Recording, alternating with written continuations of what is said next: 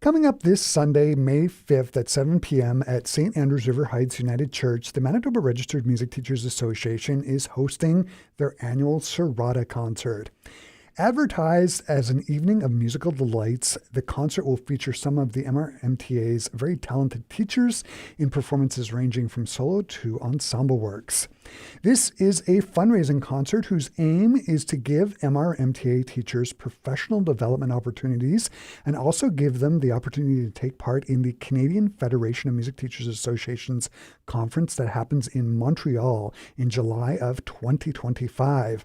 And here to tell us more about the Serata concert as hosted by the MRMTA, I am joined by Tiffany Wilson, who is one of the organizers of the concert. Hey, Tiffany, great to see you again. Hi, Chris.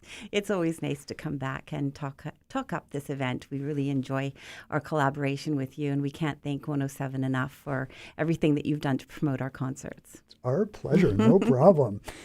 So here we are. It's another spring, and it's another Serata concert. I've been to the Serata concert in the past, and I'll be there this Sunday. Oh, wonderful. It's hugely popular. Why do you think this concert goes over so well?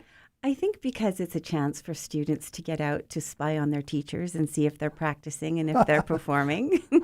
That's a little bit of fun on the side that we throw in, but it's also a nice chance for some of the teachers to continue their practicing and, have motivation to get up on that stage. And I think that that's something that audiences also enjoy. Yeah, and sort of help keep the chops up. Absolutely.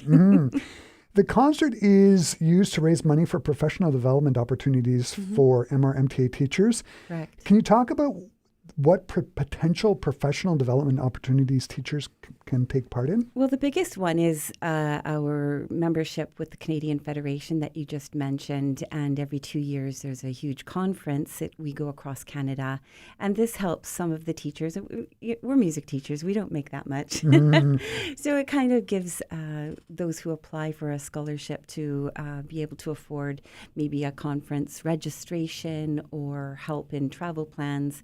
It's a real opportunity for our own members to get out of Manitoba and do their professional development somewhere else and work and collaborate with other teachers across Canada. Yeah, sure. And I ask the question every year, but it's worth re-asking. Okay. Why is it so important that teachers receive professional development for their own teaching studios? Well, actually, surprisingly enough, it's not a requirement for our organization, but we highly encourage it. Yeah. Just like a dental association or doctor's association, you have a certain amount of hours that you must attend to keep up to date on new practices as a voice teacher.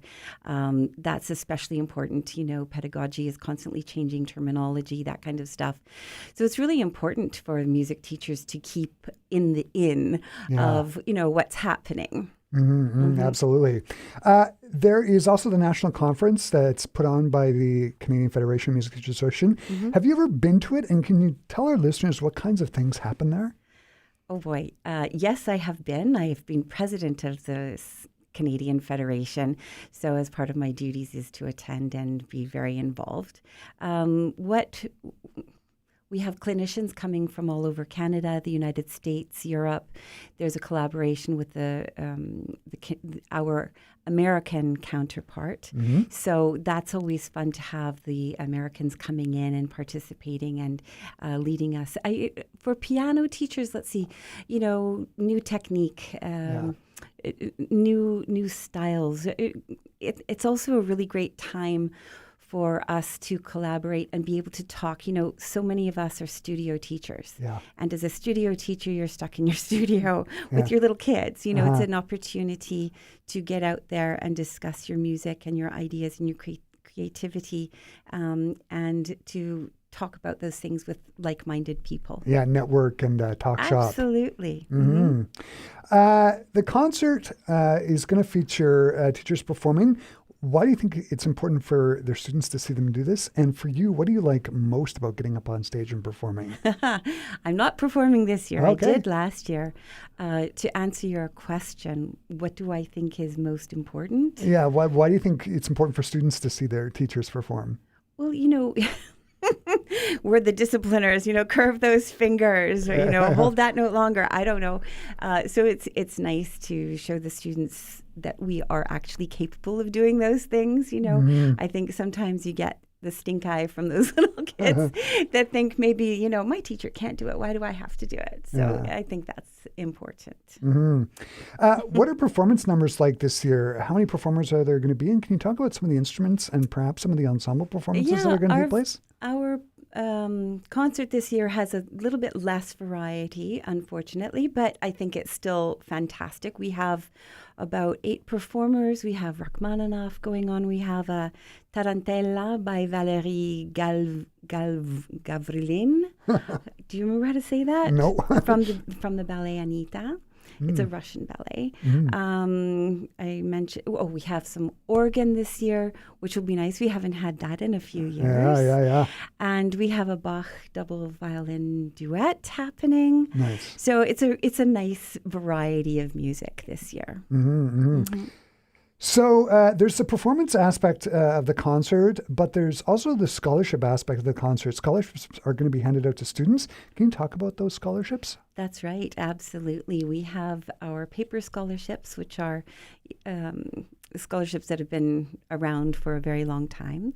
And we also have a community service scholarship. Awards that will be announced at this event. So the two things are happening. This is our first year of giving out the certificates for the community service. Okay. So it's for children, for our students who have been involved in the community, maybe donating their musical time to their churches or community centers and raising points and earning a certificate. So we've added a couple of new things this year. Perfect. I also know that there's a silent auction that happens every year to help further raise money. Can you talk about some of the prizes that people can bid on? Well, I've donated a gift certificate to Thermea. We have as far as 5 to 9 steakhouse. I know it's $100 gift certificate. Let's see, lots of baskets and things, the typical auction stuff, raffle stuff. But most importantly, we have a donation from Shirley Elias of one of her beautiful paintings with the value of $650. And at the moment, we are working on, it will be present. We will be selling tickets to that and hopefully carrying that auction for the next year until our next Serata. Oh, wow. So there will be a lot of opportunity for somebody to win that beautiful painting. It's a first edition. I can't remember the name, Encore, Premier Encore, or something like that. Shirley, I'm sorry. And it's really unique because it's a print. Yep. So it will be one of 100. Number one of 100. And the unique thing is that she takes her painting and she actually paints on top of the print. So it's an original print. Yeah. Right? It's not quite just having a paper copy. And she's framed it. It's absolutely beautiful. Yeah, and for our Classic 107 listeners, I know Shirley. She's a good friend of mine. She's also a very fine pianist, and a lot of her art is inspired by music and different instruments. Yeah, it's fantastic stuff. It's going to be just great. And speaking for myself and the station, we're going to be donating a couple of bags of CDs to the silent auction. I'll be putting those together tomorrow, and I'll bring them on Sunday. Thank you so much, Chris. We look forward to that collaboration, of course. Yeah. And if I may take the opportunity, we have 3 sponsors. So one is 107. We also have St. John's Music, who's always been involved in our concert, and a special mention to Manitoba Opera Association, who has been working on promoting with us and us with them for their operas. So we are very thankful to all of our sponsors this year. Fantastic. Just quickly, can you quickly talk about who's going to be hosting the concert on Sunday? Our favorite member, Dr. Mariel Smith, will once again be hosting.